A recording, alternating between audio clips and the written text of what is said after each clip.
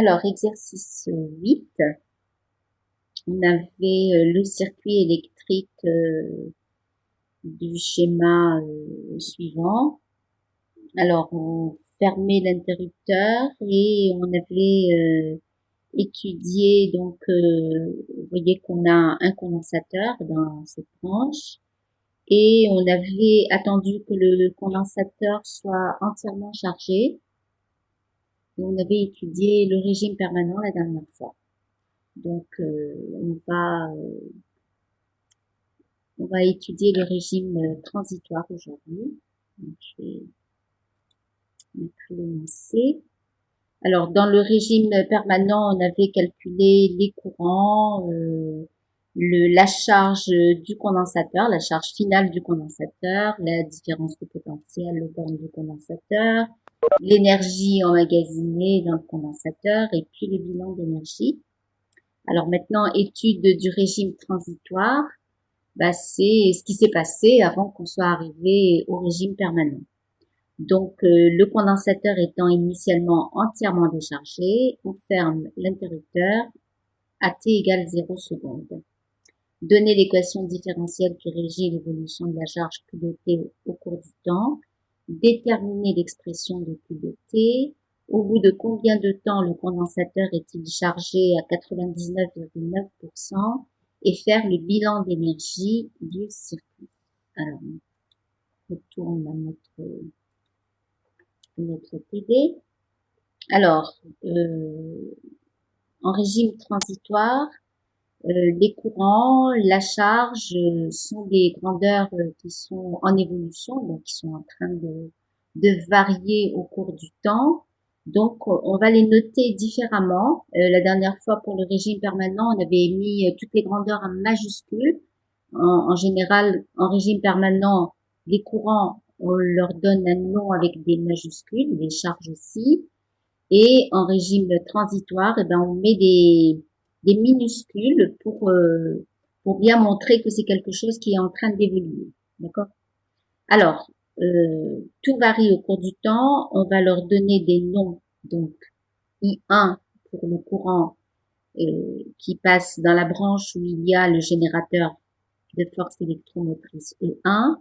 I2 pour le courant qui traverse le générateur E2 et I3 pour le courant qui passe dans la branche où il y a le générateur E3.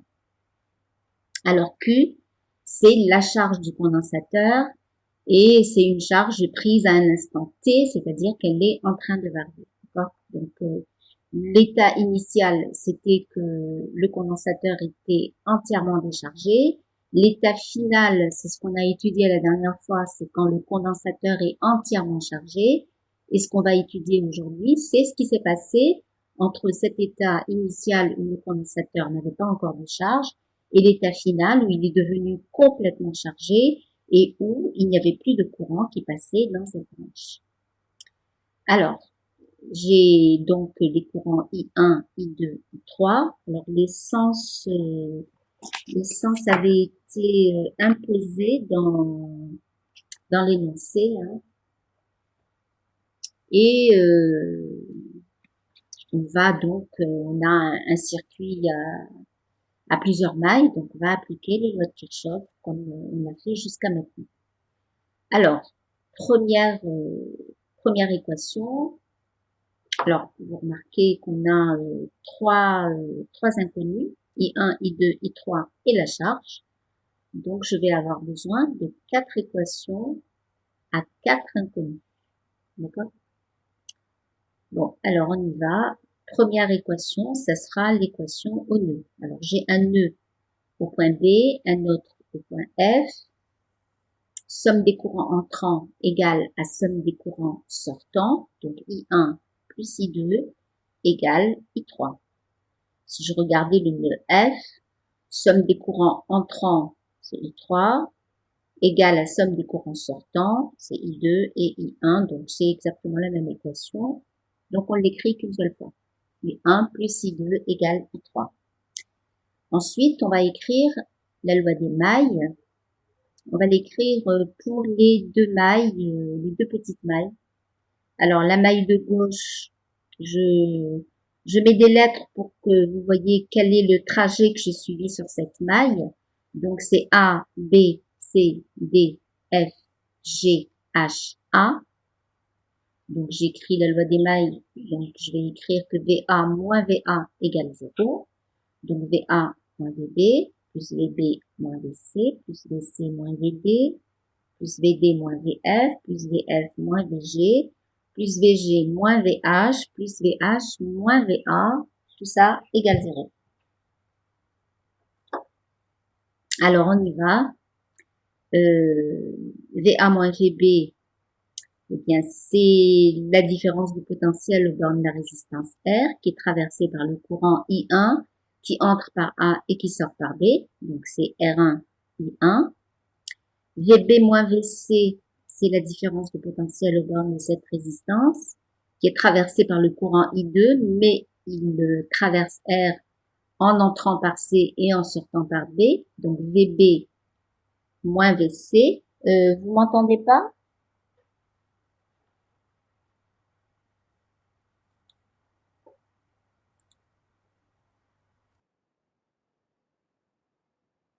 Vous n'entendez rien? Est-ce que les autres, vous m'entendez?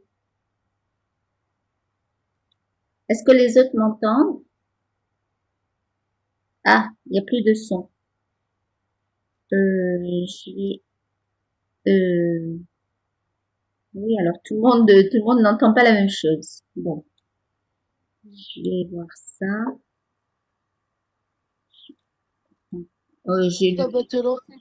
J'ai le volume au maximum, hein. Je peux pas le mettre. Maintenant, j'entends bien. Ah, d'accord, ok. Tout le monde m'entend? Bon, ben, tant mieux. Maintenant, oui. Ok. Bon, je sais pas. Il y a peut-être eu un problème sur le réseau. Alors, j'ai donc. Qu'est-ce que vous avez raté exactement? Ça fait longtemps qu'il n'y a plus de son. Est-ce que vous m'entendiez quand je faisais cette ligne-là, c'est-à-dire la somme des différences de potentiel quand je fais le tour de toute la maille? C'était bon ça? D'accord, ok. Alors, je reprends à partir de cette ligne-là. Hein. VA moins VB, donc c'est la différence de potentiel aux bornes de la résistance R traversée par le courant I1 du point A au point B. Donc c'est plus RI1. VB moins VC, c'est la différence de potentiel aux bornes de la résistance R traversée par le courant I2 du point C au point B. Donc VB moins VC, c'est moins RI2. C'est bon? Ensuite, VC moins VD, donc la différence entre le potentiel de la borne plus et le potentiel de la borne moins, donc c'est plus E2. VD moins VF, c'est la différence de potentiel aux bornes de la résistance petit r, traversée par le courant I2 qui entre par F et qui sort par D, donc c'est moins petit r I2. C'est bon? Donc c'est là. Ensuite, VF moins VG, d'accord, qui est la différence de potentiel aux bornes du condensateur, donc c'est Q sur C. VG moins VH, c'est la différence de potentiel donc entre la borne moins et la borne plus du générateur, donc c'est moins E1. Et enfin, VH moins VA, qui est la différence de potentiel aux bornes de la résistance petit r traversée par le courant I1 qui entre par H et qui sort par A, donc c'est plus R I1. D'accord? Donc je fais la somme de toutes ces différences de potentiel et je trouve 0 puisque je suis partie du point A et que je suis revenue au point A. Alors, on regroupe les termes en I1 et les termes en I2. Donc, les termes en I1, c'est grand R I1 et petit r I1. Donc, ça donne grand R plus petit r I1. Les termes en I2, c'est moins R I2 moins petit r I2. Donc, moins grand R plus petit r I2. J'ai le terme Q sur C et je fais passer toutes les constantes de l'autre côté, puisqu'il ne dépend pas des courants. Donc, E1 moins E2. Et comme E2 est égal... attendez, pardon. Quelles sont les relations? C'est que j'ai E1 égale 2 fois E2. D'accord? Donc, E1 moins E2, bah, ça fait E1 sur 2. D'accord?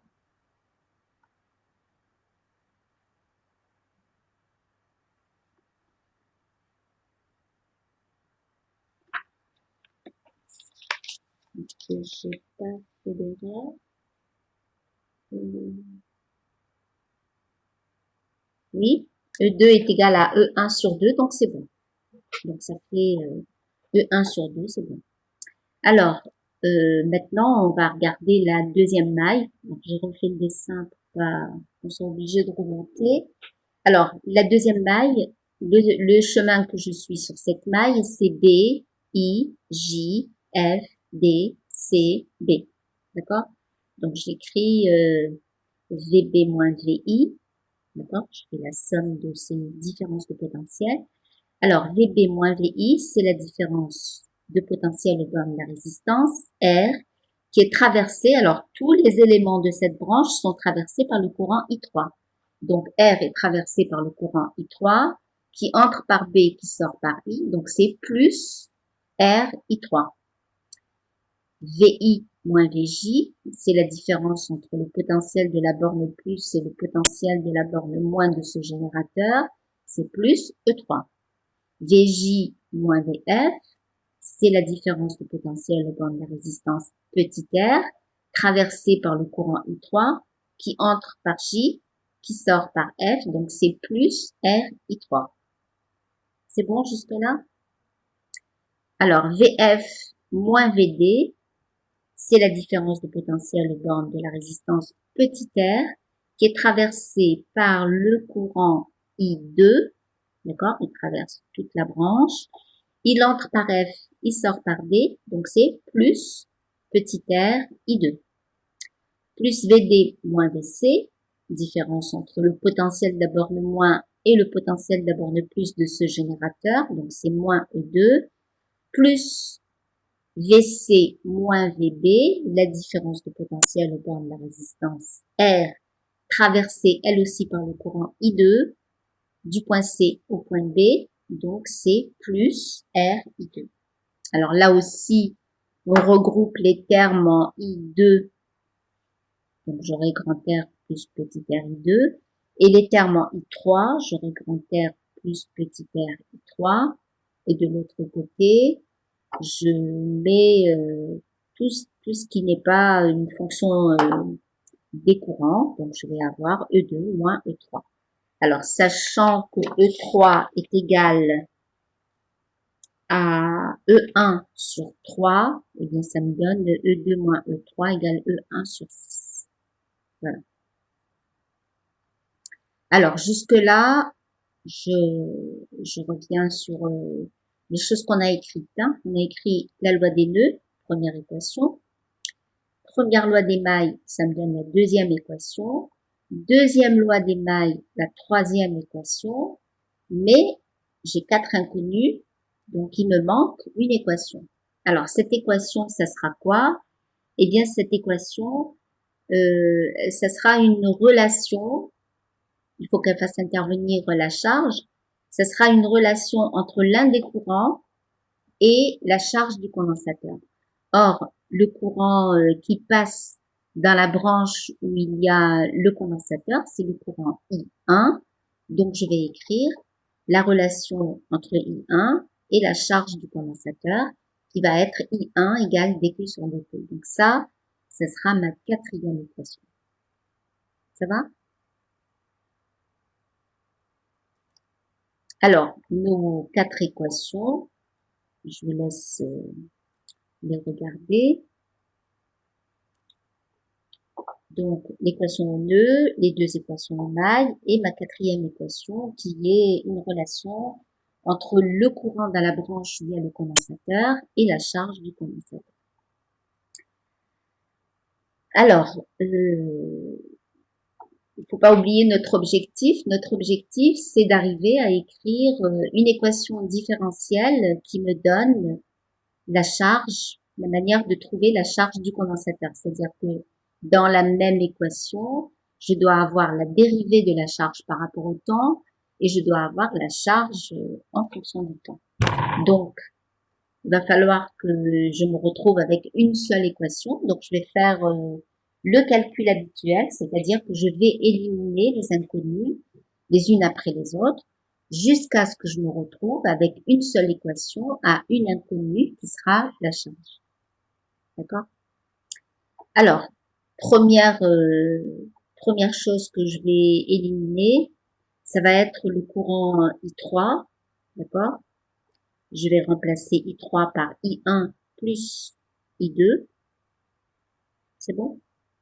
Et je vais me retrouver avec trois équations. Donc, la première équation, je remplace I1 par la première équation, excusez-moi, ne change pas, d'accord? Puisqu'il n'y a pas de courant I3 dans la première, dans cette deuxième équation. Donc, elle reste inchangée. Je la réécris telle quelle. Par contre, la troisième équation, eh bien, elle contient I3. Donc, je vais remplacer I3 par I1 plus I2. D'accord? Donc, à la place de I3, je mets I1 plus I2.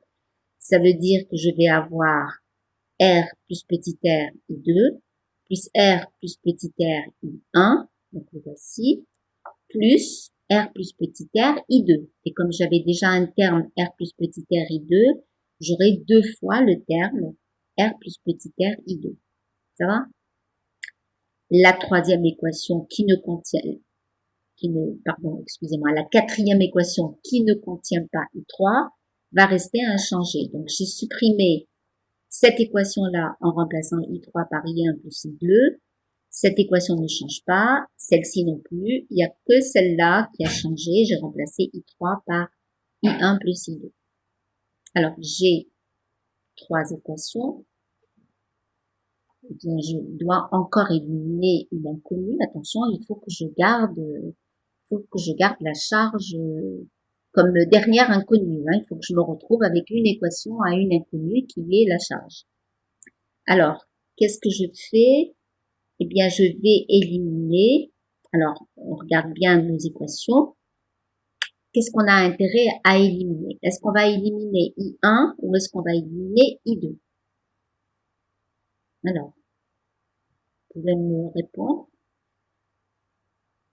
Est-ce que je fais cette équation-là moins celle-là pour me débarrasser de I1 ou est-ce que je me débrouille pour éliminer? Alors, on élimine I2. Alors, pourquoi? Pourquoi est-ce qu'on élimine I2? Exactement. Alors, Hicham Khmeiziga dit, parce qu'on a besoin de I1, effectivement, I1, c'est le courant qui passe dans la branche où il y a le condensateur. Donc, on a absolument besoin de le garder. Il ne faut pas l'éliminer, en tout cas pas pour le moment. Donc, ce qu'on va éliminer, c'est les termes en I2. Donc, je multiplie cette équation par 2 et je fais la somme des deux équations. D'accord? Et je garde la troisième. Donc, je vais me retrouver avec un système de deux équations à deux inconnues qui seront I1 et la charge. Alors, si j'ai multiplié celle-là par 2 et que j'ai additionné, j'aurai trois fois le terme grand R plus petit r I1.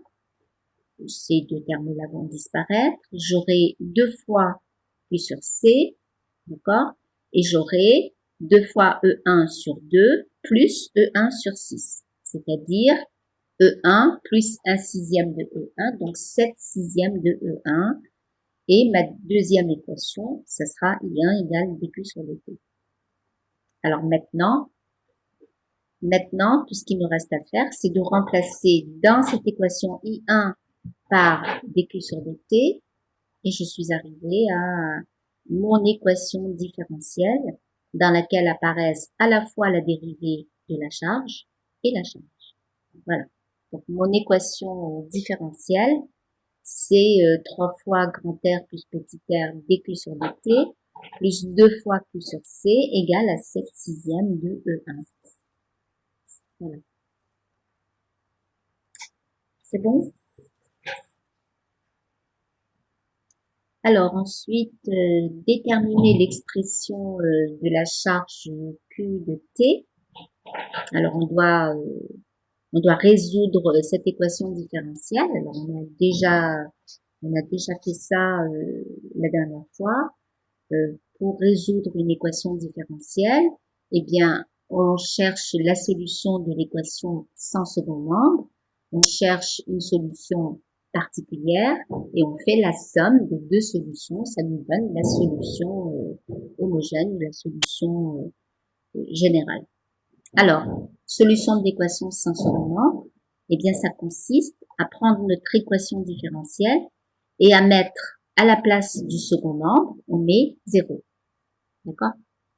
Donc, j'écris mon premier membre de l'équation différentielle égale 0. Alors, je fais passer ce terme-là à droite, il devient négatif. Ensuite, on sépare les variables, c'est-à-dire que je vais garder d'un côté ce qui dépend de la charge et de l'autre côté ce qui dépend du temps. J'ai fait passer le terme 3 fois grand R plus petit r au dénominateur, ici à droite, qui passe au dénominateur. Je fais passer le temps à droite, il passe au numérateur, et je fais passer la charge à gauche, elle passe au dénominateur. C'est bon? Donc j'ai dq sur q égale à moins 2 tiers de dt sur grand R plus petit r c. Est-ce que ça va jusque-là? C'est bon? Bon, d'accord.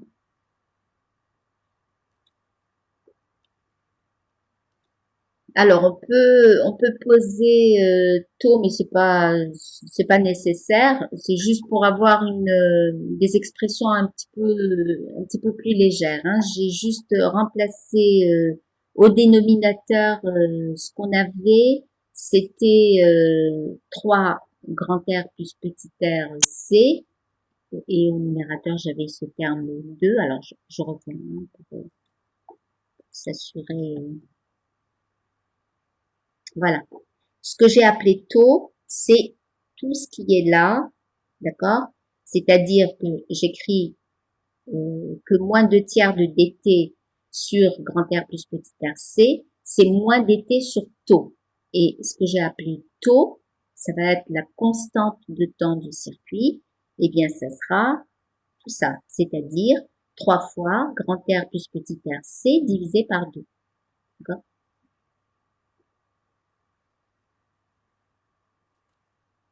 Donc, j'ai écrit que tout, c'est 3 demi de grand R plus petit r c.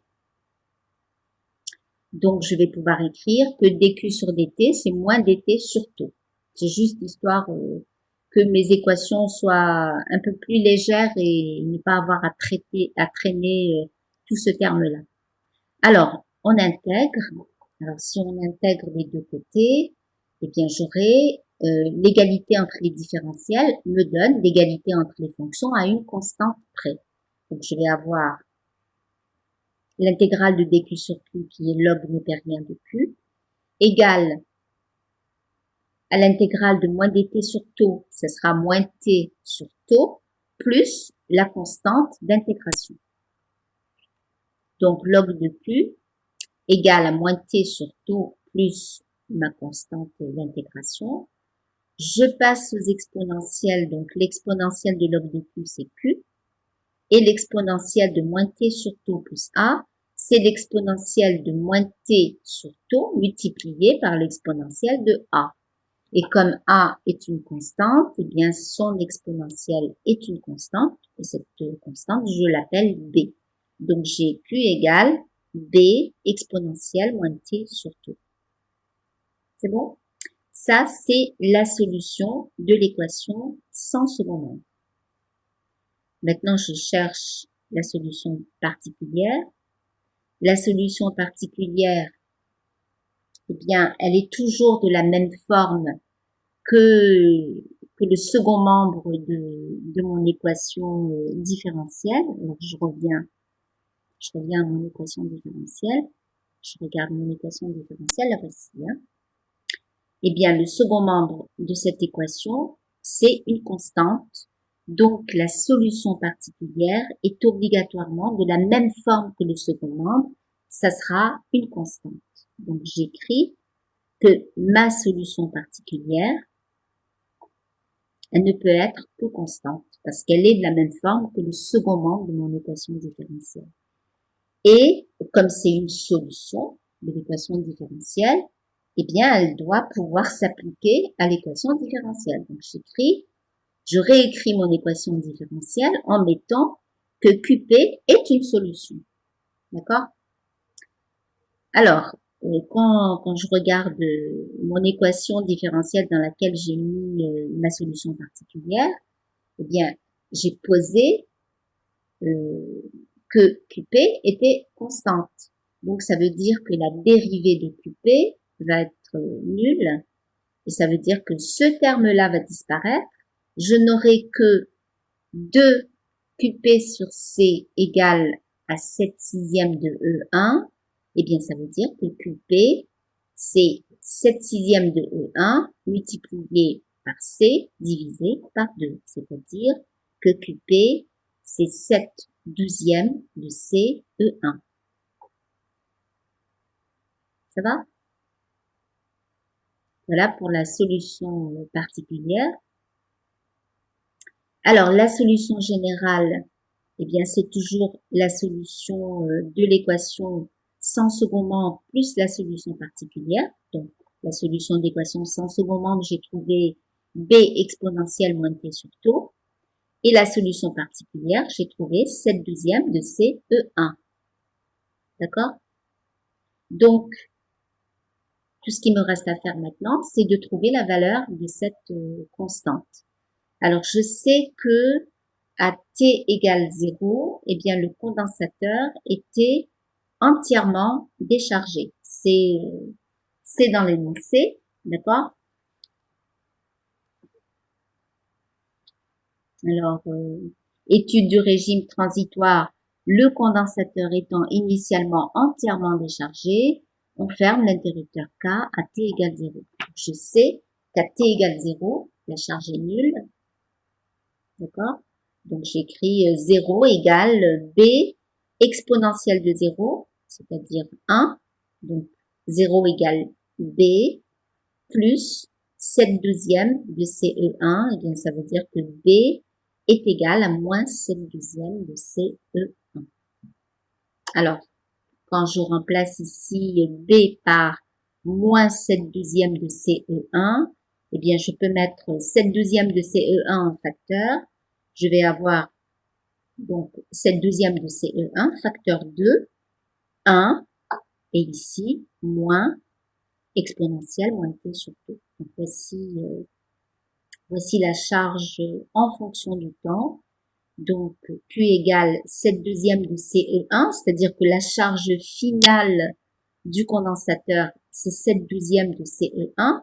Alors, je vous rappelle qu'on avait fait les calculs dans la première partie où on avait étudié le régime permanent, et c'est exactement la charge qu'on avait trouvée pour le condensateur C. On avait trouvé que sa charge finale, c'était 7 douzièmes de CE1. Donc, Q égale à la charge finale du condensateur, facteur 2, 1 moins exponentielle moins T sur taux. Alors, faut pas oublier qu'on avait posé que taux, c'était 3 demi de grand R plus petit r multiplié par C. Voilà. Est-ce que ça va pour la résolution de l'équation différentielle?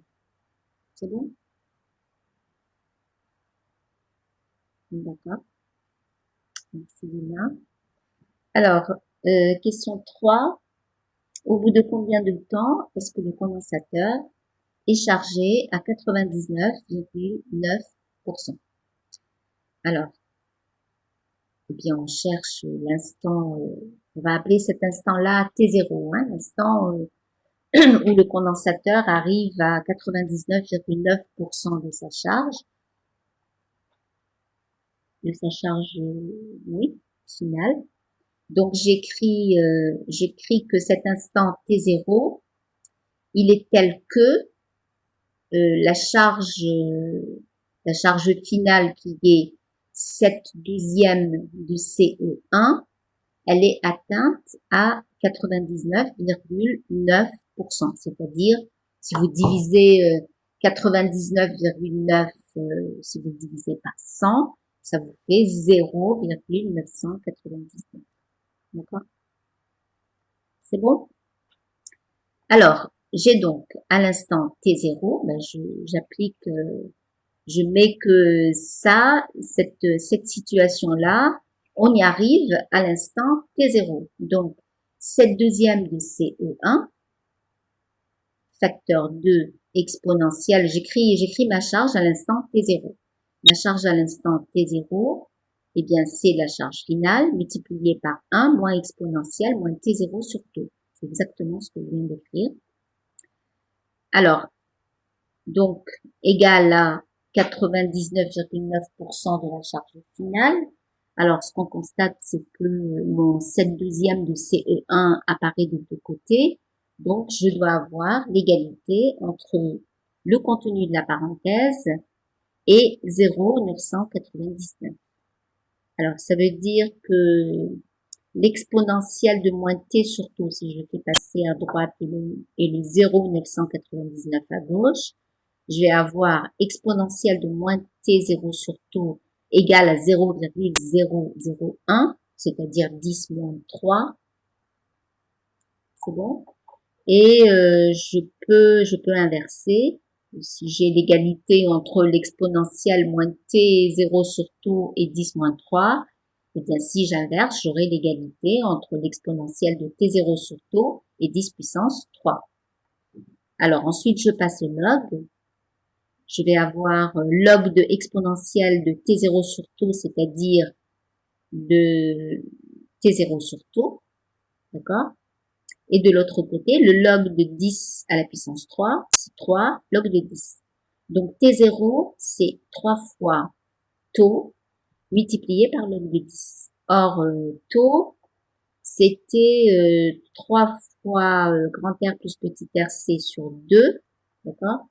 Donc j'ai 9 demi, d'accord, de R, grand R plus petit r, c, multiplié par log de 10, alors on trouve 2,07 millisecondes. Voilà.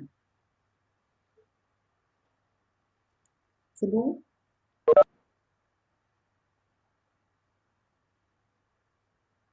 Alors, le bilan d'énergie du circuit. Alors, on va regarder le bilan d'énergie à un instant T pendant le régime transitoire, donc pendant que le condensateur est en train de se charger. Alors, on regarde nos différents générateurs. Donc, on avait déjà dans la première partie, dans l'étude du régime permanent, on avait déjà trouvé que les générateurs E1 et E2 se comportaient en générateurs et que le générateur, le troisième, se comportait en récepteur puisque le courant I3 le traversait de sa borne plus à sa borne moins. D'accord? Donc, dans ce bilan d'énergie, on va mettre ce qui fournit de l'énergie, d'accord, d'un côté, et ce qui consomme de l'énergie de l'autre côté. Donc, ce qui fournit de l'énergie, c'est les deux générateurs G1 et G2. Donc, à un instant T quelconque, eh bien, le générateur G1 fournit l'énergie. Alors, pendant un petit intervalle de temps dt, il fournit l'énergie E1, I1 dt. Il faut oublier qu'il est traversé par le courant I1.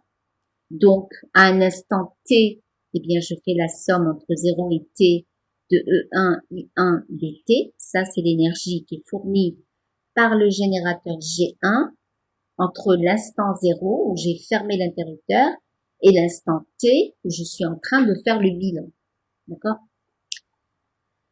Alors, plus l'énergie qui est fournie par le générateur G2, d'accord? Donc pendant un intervalle de temps dt, il fournit l'énergie E2, I2 dt, et entre l'instant 0 et l'instant t, il fournit il y a la somme de toutes ces petites quantités d'énergie, donc l'intégrale entre 0 et t de E2, I2 dt.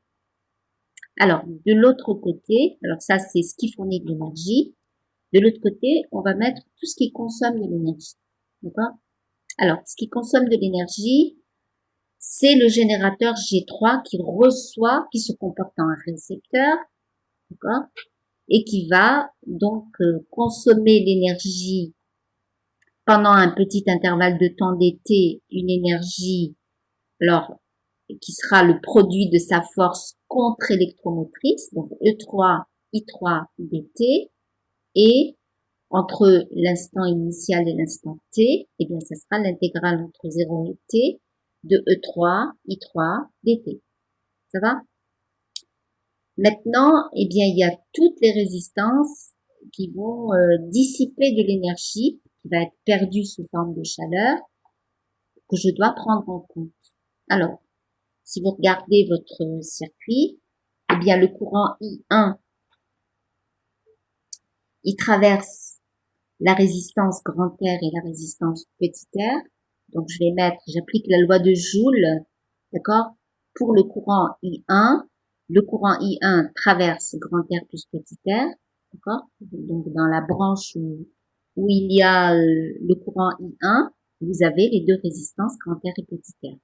Donc, j'ai grand R plus petit r I1 carré dt, c'est la loi de Joule, pour un intervalle de temps dt, mais puisque je suis en train de faire le calcul à l'instant t, donc je fais la somme de toutes les énergies dissipées pendant des petits intervalles de temps dt entre l'instant 0 et l'instant t. I2, vous regardez votre circuit, I2, il traverse lui aussi une résistance grand R et une résistance petit r.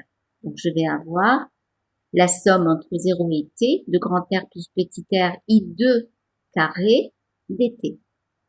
Encore une fois, j'ai appliqué la loi de Joule pour les résistances traversées par le courant I2. Alors, il me reste à appliquer la loi de Joule aux résistances qui sont traversées par le courant I3. Alors, si vous regardez votre schéma, vous allez trouver que I3 traverse lui aussi une résistance grand R et une résistance petit r. Donc, je vais avoir la somme entre 0 et t de grand R plus petit r I3 au carré dt. C'est bon? Alors, il me reste encore quelque chose qui a consommé de l'énergie. Eh bien, c'est le condensateur qui a, au fur et à mesure qu'il se charge, qu'il contient de la charge, eh bien, à cette charge va être associée une énergie potentielle électrique. Donc, au fur et à mesure qu'il prend de la charge, eh bien, il va accumuler de l'énergie potentielle électrique. Alors, je sais que si à l'instant t, il a la charge petit q, eh bien, il a emmagasiné un demi de Q2 sur C. Voilà. Donc, notre bilan d'énergie, c'est ça. Énergie fournie par le générateur G1 plus l'énergie fournie par le générateur G2 égale à l'énergie consommée ou transformée dans le générateur G3, d'accord, plus toute l'énergie perdue dans toutes les résistances, donc traversées par les courants I1, I2 et I3, plus l'énergie qui est stockée dans le condensateur et qui peut être restituée à tout moment. Donc dans ce bilan, ce qu'on peut observer, c'est qu'il y a ces trois termes-là qui correspondent à une énergie qui va être perdue. D'accord? Voilà. Alors, j'ai pas été plus loin que ça parce que il faut pas oublier que chacun des courants ici est variable, que la charge est variable aussi, et que pour pouvoir écrire alors ce terme-là, eh bien j'ai besoin de remonter à ma charge, d'accord, que je dois élever au carré et diviser par 2C. J'ai aussi besoin du courant I1 dans ce terme et dans celui-là. Alors, faut pas oublier que le courant I1, c'était dQ sur le T. Donc, il faut que je dérive le Q pour avoir le courant I1 et ensuite, je l'introduis dans ce terme et dans celui-là. Ensuite, eh ben, les courants I2 et I3, je suis pas remontée puisque l'objectif de mon calcul, c'était juste de trouver l'équation différentielle qui me donnait la charge. Donc, je ne suis pas remontée comme d'habitude à mes autres équations pour pouvoir retrouver toutes les inconnues. Et j'avais 4 équations à 4 inconnues et je suis arrivée à la fin de mon calcul à une équation à une inconnue. Mais si je veux connaître I2 et I3, je suis obligée à remonter à mes équations du début pour pouvoir obtenir le I2 et I3 en fonction du temps, puisque I2 et I3, j'ai I1 qui est égal à I2 plus, pardon, c'est I1 plus I2 égale I3, d'accord? I1 étant variable dans le temps, donc forcément I2 et I3 vont dépendre du temps. C'est-à-dire que je vais avoir dans chacune de ces intégrales, le terme qui correspond au courant, qui est une fonction du temps. D'accord? Donc c'est un calcul qui est relativement long, donc j'ai pas été plus loin. C'est étonnant d'ailleurs que cette question figure comme dernière question parce que il y a énormément de calculs à faire pour arriver à la résultat. Voilà. Est-ce que vous avez compris l'idée de la solution de cette équation? C'est bon? Bon, je dis pas que c'est infaisable, hein, mais c'est un petit peu long, d'accord? Donc j'ai la charge en fonction du temps. Je peux en déduire I1 puisque c'est dQ sur dt. Après, je remonte aux autres équations pour avoir I2 et I3. Et puis après, je mets à l'intérieur de chacune de ces intégrales l'expression de I1, de I2, de I3. Voilà. Et en principe, je dois retrouver le même bilan à gauche et à droite. Est-ce que vous avez des questions sur cet exercice?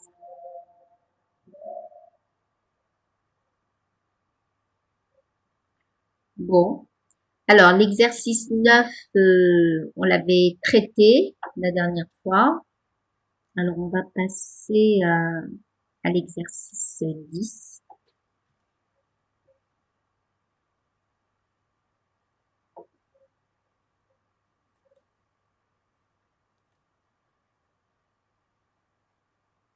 Alors, on avait fait tout ça.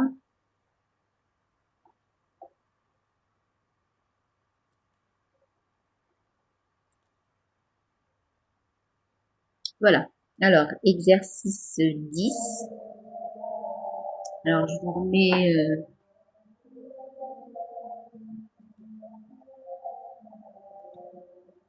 l'énoncé. Voilà. Alors, exercice 10.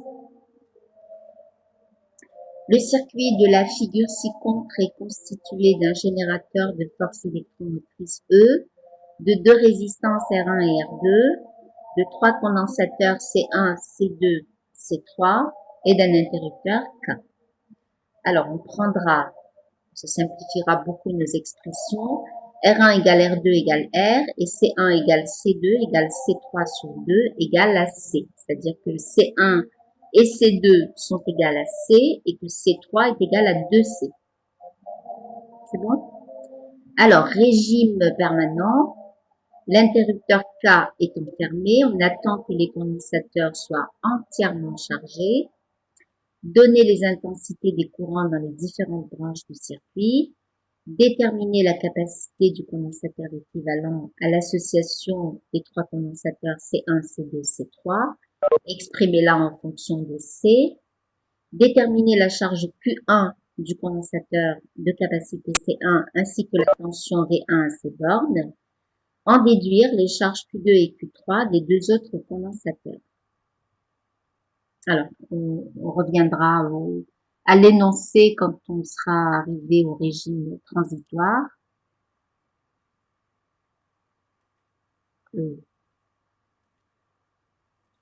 Voilà.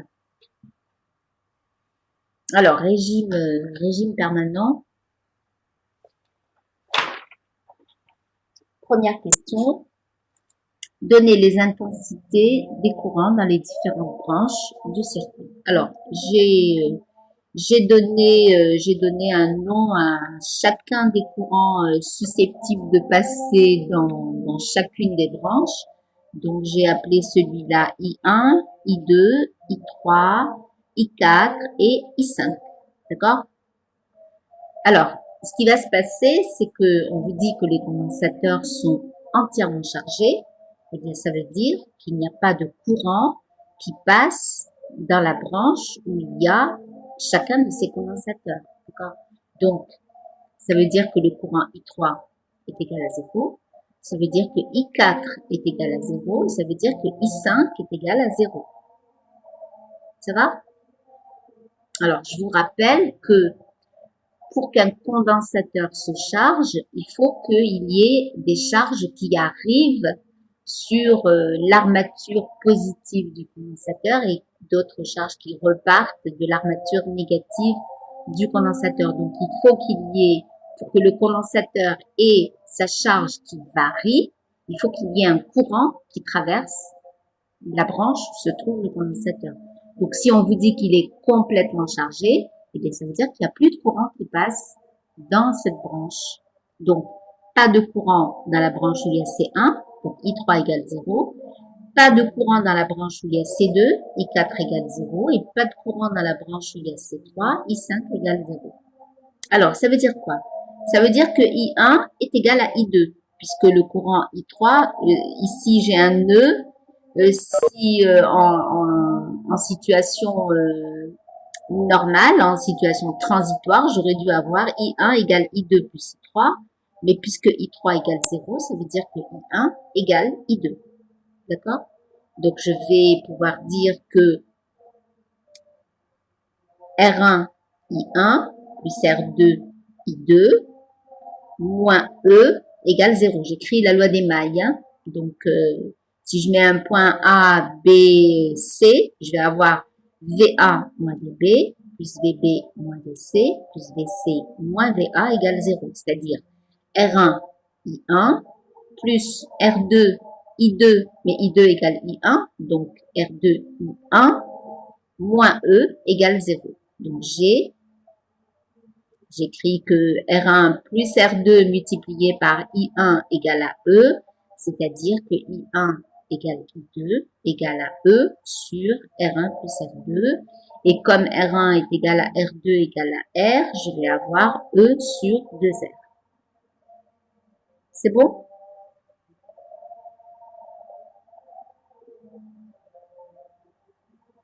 Vous suivez?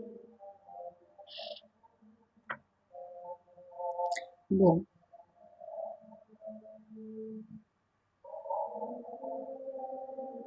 Alors, question 2. D'accord. Si le bruit vous gêne, je peux fermer la fenêtre. Est-ce que vous m'entendez quand même? Vous préférez que je ferme la fenêtre? C'est clair? D'accord. Je pense qu'il y a des essais de son à la grande mosquée et c'est pour ça que vous entendez Eden. Alors, question 2. Alors, déterminer la capacité C équivalente du condensateur équivalent à l'association des trois condensateurs C1, C2 et C3. Alors, on regarde bien nos condensateurs, on va voir comment ils sont associés. Alors, vous avez C1, d'accord?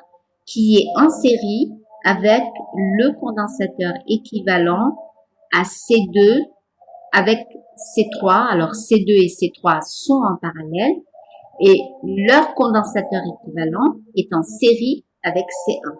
D'accord? Si je devais mettre des points, ben je pourrais mettre un point A ici, B, C, d'accord? Donc j'ai entre A et B, j'ai C1, entre B et C, eh bien j'ai ces deux condensateurs qui sont en parallèle. Ça va? Alors, à la place de C2 en parallèle avec C3, je vais dire que j'ai un seul condensateur qui va être équivalent à ces deux condensateurs et je vais l'appeler C23. Ça va? Donc, j'ai C1 en série avec C23, c'est-à-dire que 1 sur le condensateur équivalent, c'est 1 sur C1 plus 1 sur C23, puisque j'ai C1 en série avec C23. C'est bon? Alors, sachant que C23, c'est le condensateur équivalent à C2 en parallèle avec C3, on va pouvoir dire que C23, comme vous avez des condensateurs en parallèle, leur condensateur équivalent, c'est la somme des deux capacités. Donc, C23, c'est C2 plus C3. Alors, excusez-moi, je reviens.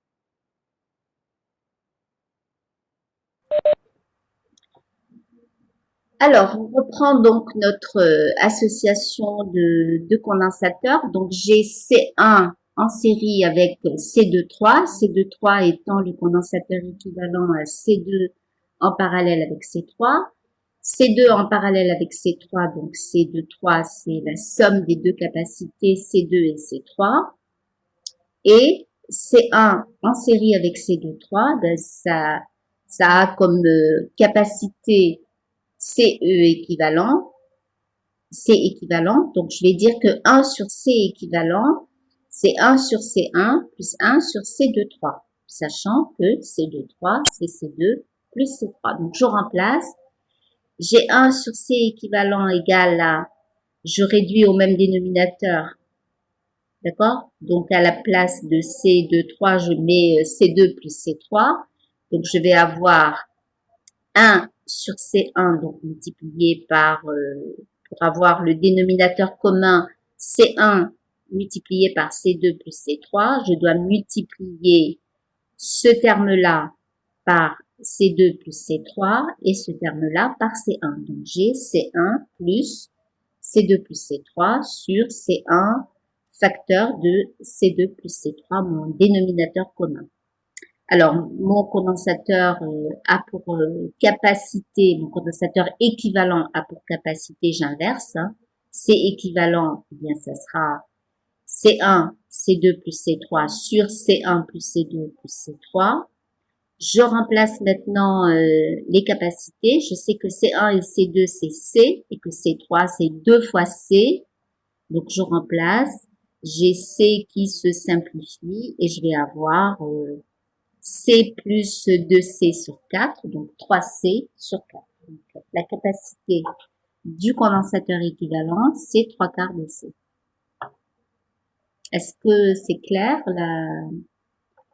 la capacité du condensateur équivalent à C1 en série avec C2 et C3 qui sont, elles, en parallèle. D'accord. Donc, je passe. à la question suivante. Donc, question 3. Déterminer la charge Q1 du condensateur C1 ainsi que la tension V1 à ses bornes. Alors, je vais peut-être revenir à la page précédente. Alors, quand on regarde notre association de condensateurs ici, quand je calcule la capacité du condensateur équivalent, ça revient à mettre à la place de C1, C2, C3, je mets un seul condensateur qui a pour capacité C équivalent. D'accord? Alors, ce condensateur va avoir une certaine charge que je vais appeler Q.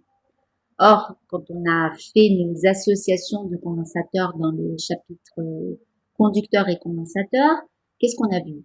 On a vu que quand vous assemblez des condensateurs en série, eh bien, chacun de ces condensateurs va avoir la même charge que le condensateur équivalent. Donc ici, si je regarde la charge de C1, eh bien, ça sera, je vais l'appeler Q1, eh bien, ça sera la même que la charge du condensateur équivalent. D'accord? Alors, ce ne sera pas vrai pour C2 et C3 pris séparément. Mais leur condensateur équivalent, c'est-à-dire C2 plus C3, si à la place de C2 en parallèle avec C3, je mettais un seul condensateur que j'appelle C23, lui aussi, il aurait la même charge que le condensateur équivalent. D'accord? Donc, quand vous avez des condensateurs en série, chacun des condensateurs a la même charge que le condensateur équivalent. Alors, comme on nous demande la charge de C1, eh bien, je sais d'avance que cette charge, elle sera égale à la charge du condensateur équivalent. D'accord? Eh bien, je mets donc mon condensateur équivalent. Je remplace tous les autres condensateurs par uniquement un seul condensateur qui est le condensateur équivalent. Et je vais chercher sa charge. D'accord? Alors, quelle est sa charge? Eh bien, ce que je constate, alors, pour avoir sa charge, connaissant sa capacité, eh bien, je sais que sa charge, c'est le produit de la capacité par la différence de potentiel aux bornes de ce condensateur. C'est comme ça qu'on trouve la charge. Hein. Q, c'est égal à CV. Donc ici, si je veux avoir la charge de C équivalent, si je veux avoir la charge que j'ai appelée Q, eh bien, il faut que je sache quelle est la différence de potentiel aux bornes de ce condensateur. Eh bien, quand on regarde notre circuit, on se rend compte que le condensateur équivalent, il est en parallèle avec la résistance R2. Donc, il suffit que je connaisse la différence de potentiel aux bornes de R2 et je connaîtrai la différence de potentiel aux bornes du condensateur équivalent. Ça va? Et donc, je connaîtrai sa charge. Alors, j'écris donc que la différence de potentiel aux bornes du condensateur équivalent, c'est V R2. D'accord? Et cette différence de potentiel, je l'écris Q sur C équivalent. Et de l'autre côté, VR2, eh bien, je sais que il n'y a pas de courant qui traverse le condensateur puisque je suis en régime permanent et qu'il est complètement chargé. Donc, j'ai I2 égale I1. Ça veut dire que si je veux connaître VR2, eh bien, j'écris que c'est R2 multiplié par soit I1, soit I2 que j'ai calculé tout à l'heure. Tout à l'heure, j'ai trouvé que le courant I2, c'était E sur R1 plus R2, c'est-à-dire E sur 2R. Donc, V R2, la différence de potentiel aux bornes de R2, eh bien, c'est R2 multiplié par I2, d'accord? I2 qui est égal à E sur 2R et R2 qui est égal à R. Donc, ça veut dire que la différence de potentiel aux bornes de R2, c'est E sur 2. D'accord? Bon, c'est évident parce que R1 et R2 sont égales. Donc, aux bornes de R2, ben, vous récupérez la moitié de ce que fournit, de la tension que fournit le générateur. Donc, connaissant VR2, je connais V aux bornes du condensateur équivalent. Ça va? Donc, je connais Q sur C équivalent, je sais que c'est E sur 2. Et donc, si je veux avoir Q, je fais C équivalent multiplié par E sur 2. Alors, C équivalent, on vient de trouver que c'est 3/4 de C. Donc, ça me donne 3/8 de CE. Voilà ma charge, la charge totale qui est emmagasinée dans le condensateur équivalent. Et comme Q1 est égal à Q, eh bien, j'ai Q1 égal à 3/8 de CE. Ça va? Donc, si on veut avoir la charge du condensateur C1, eh bien, il suffisait de calculer la charge du condensateur équivalent comme Q1 égale à Q. Eh bien, c'était plus facile d'obtenir Q et on en déduit Q1. Alors ensuite, on nous demande la différence de potentiel aux bornes du condensateur C1. Alors cette différence de potentiel, eh bien, elle dépend de la charge qu'il y a dans le condensateur C1. Alors ici, je ne considère plus le condensateur équivalent. Je remets mes condensateurs tels qu'ils sont, d'accord? Et ce que je cherche ici, c'est V1, c'est-à-dire la différence de potentiel aux bornes du condensateur C1. Eh bien, sachant qu'il porte la charge Q1, eh bien, je vais dire que la différence de potentiel V1, c'est Q1 sur C1. Q1, je viens de le calculer. C1, eh bien, je sais que c'est C, d'accord? Donc, V1, c'est 3/8 de E. C'est bon? Alors, ensuite, on cherche question suivante. Alors, en déduire les charges Q2 et Q3 des deux autres condensateurs. Alors, pour avoir Q2 et Q3, eh bien, j'ai besoin de savoir quelle est la différence de potentiel aux bornes du condensateur C2 et quelle est la différence de potentiel aux bornes du condensateur C3. Alors, on voit bien qu'ils sont en parallèle, d'accord? Donc, V2, si j'appelle V2 la différence de potentiel aux bornes de C2 et V3 la différence de potentiel aux bornes de C3, je vais avoir V2 égale V3. C'est bon? Alors, qu'est-ce que j'ai à ma disposition pour trouver V2 et V3, d'accord? Puisque je suis en train de chercher les charges Q2 et Q3, donc il suffirait de dire si je connais cette différence de potentiel, eh bien Q2 ça sera C2 V2 et Q3 ça sera C3 V3, d'accord? Alors je sais déjà que V2 égale V3 puisqu'ils sont en parallèle. Alors, il suffirait que je connaisse soit V2, soit V3. Alors, qu'est-ce que j'ai? Eh bien, si je regarde ici cette maille, eh bien, j'ai cette différence de potentiel, donc V1 plus V2 égale à VR2. D'accord?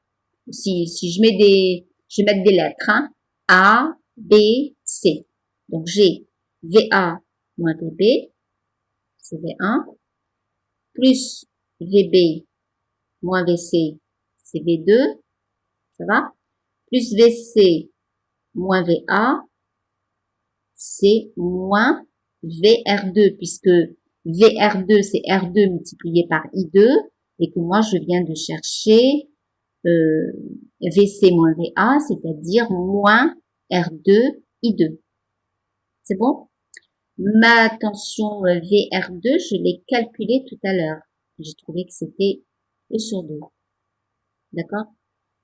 Donc, j'ai V2 égale V3 égale à VR2 moins V1. J'ai calculé VR2 tout à l'heure, j'ai trouvé que c'était E sur 2. Je viens de calculer V1, j'ai trouvé que c'était 3 huitièmes de E. Donc, ça veut dire que V2, c'est 1 huitième de E, puisque je vais avoir ici 4 huitièmes de E moins 3 huitièmes de E, c'est-à-dire 1 huitième de E. Ça va? Alors, maintenant que je connais V2 et V3 du même coup, eh bien, je vais pouvoir écrire que Q2, c'est C2 V2, d'accord? Alors, C2, c'était C, et V2, c'est 1 huitième de E, donc Q2, c'est CE sur 8, et Q3, c'est C3 V3, alors V3, c'est 1 huitième de E, et C3, c'est 2 fois C, donc CE sur 4. Voilà. Voilà donc mes charges Q2 et Q3. Alors, ce qu'on peut vérifier, c'est est-ce que j'ai bien pour le condensateur équivalent à C2 en parallèle avec C3, d'accord? Je vous rappelle que j'avais dit que le condensateur équivalent, c'était C1 en série avec C2,3, d'accord? Eh bien, le condensateur équivalent à C2 en parallèle avec C3 a pour charge une charge qui vaut quoi? Qui vaut Q2 plus Q3. Et je dois retrouver la même chose que ce que j'avais trouvé pour Q1, puisque des condensateurs en série ont tous la même charge et ils ont la même charge que le condensateur équivalent. Donc, si je fais Q2 plus Q3, normalement, je devrais retrouver Q.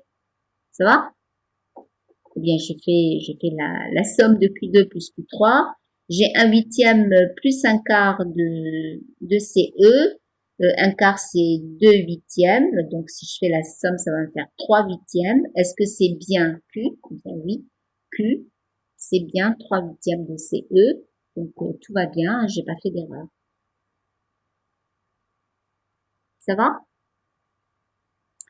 Voilà. Alors, le régime transitoire maintenant. Alors, je sais pas si je commence le régime transitoire ou si je laisse ça la prochaine fois. Comme ça, on fera le régime transitoire et le dernier exercice de la série. Qu'est-ce que vous préférez? Qu'on commence le régime transitoire ou qu'on le laisse au prochain TD et on enchaînera sur l'exercice 11 qui est le dernier exercice.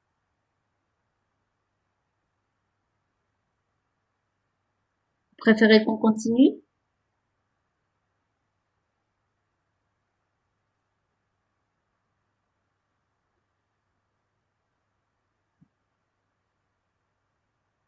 Ben, j'attends, hein. J'attends une réponse. Est-ce que vous voulez qu'on continue ou qu'on arrête et on fera tout le régime transitoire parce qu'on n'aura pas le temps on n'aura pas le temps de définir aujourd'hui le régime transitoire. Donc, ce qu'on peut faire, c'est au moins la question 5, d'accord? Écrire l'équation différentielle et puis on fera le reste la prochaine fois. Ou alors on arrête maintenant et on fera toute la partie 2 régime transitoire la prochaine fois.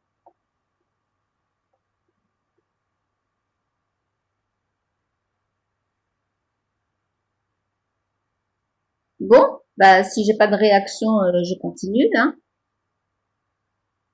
Vous m'entendez au moins?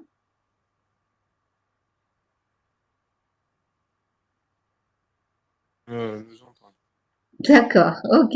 Bon, et ben comme j'ai pas de réponse et qu'il n'est que 4h15, et ben je vais continuer, je vais faire la question 5. C'est bon? Alors, on cherche donc l'équation. Alors, Équation différentielle qui régit la charge Q du condensateur équivalent aux trois condensateurs C1, C2 et C3, c'est-à-dire qu'à la place des trois condensateurs qu'on avait dans notre circuit, eh bien, on va mettre le condensateur équivalent qu'on a trouvé, c'est-à-dire 3/4 de C. D'accord? Alors, j'ai 4 inconnus dans dans ce circuit. Je ne connais ni les courants, ni la charge du condensateur.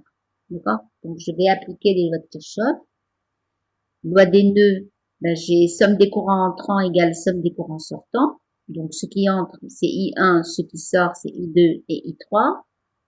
Ensuite, je vais écrire la loi des mailles, donc dans, par exemple, les deux petites mailles. Donc, R1, I1, plus R2, I2, moins E, égale 0. C'est bon? Donc, ça me donne l'équation R1, I1, plus R2, I2, égale à E.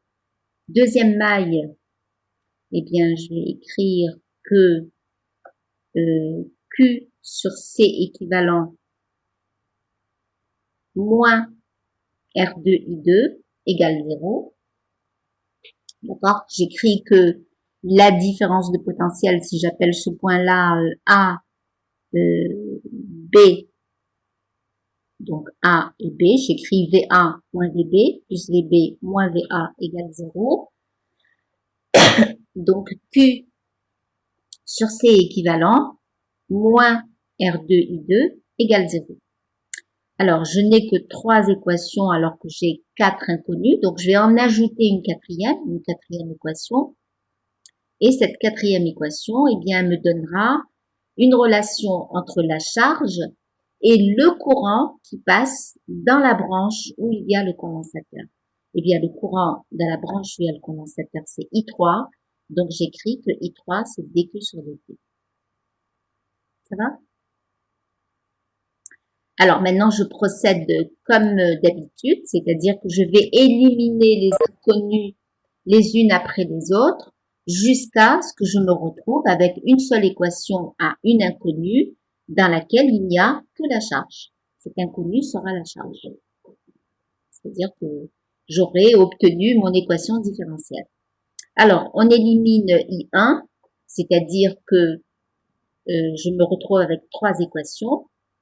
La deuxième équation, je remplacerai I1 dedans, donc je remplace I1 par I2 plus I3. Donc je vais avoir R I2, R1 I2, plus R1 I3, plus R2 I2, c'est-à-dire que j'aurai comme terme en I2, j'aurai R1 plus R2 I2, plus R1 I3 égale à E. C'est bon? Je regroupe je remplace R1, R2 par R.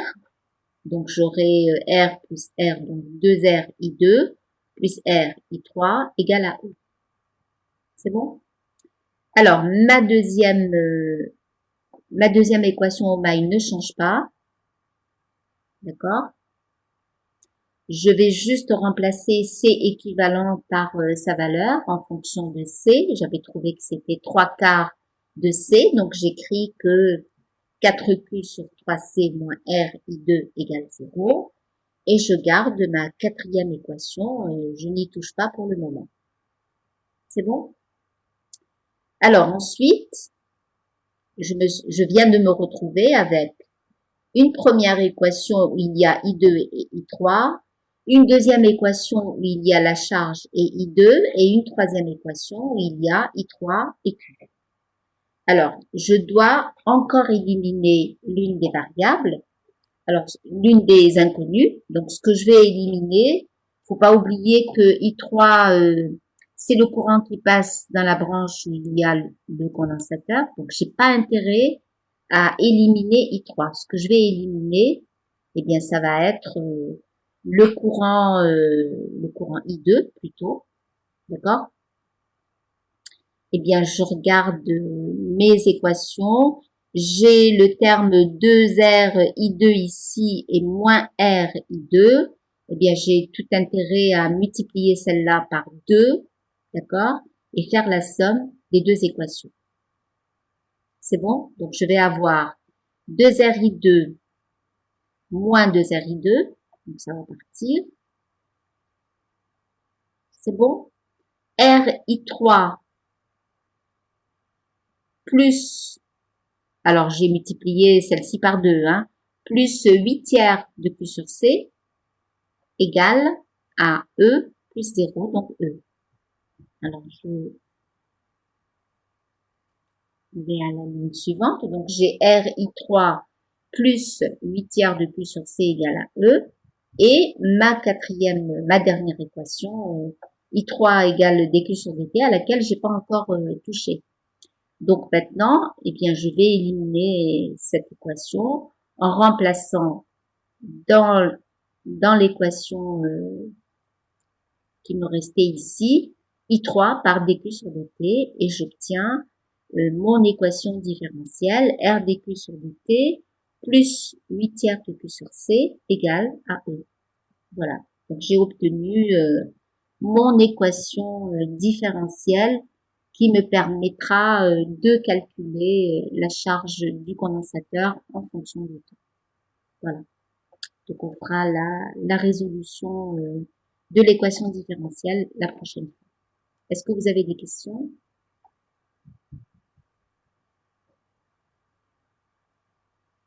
Non? D'accord. Alors j'arrête l'enregistrement. D'accord. Ok, très bien. Merci.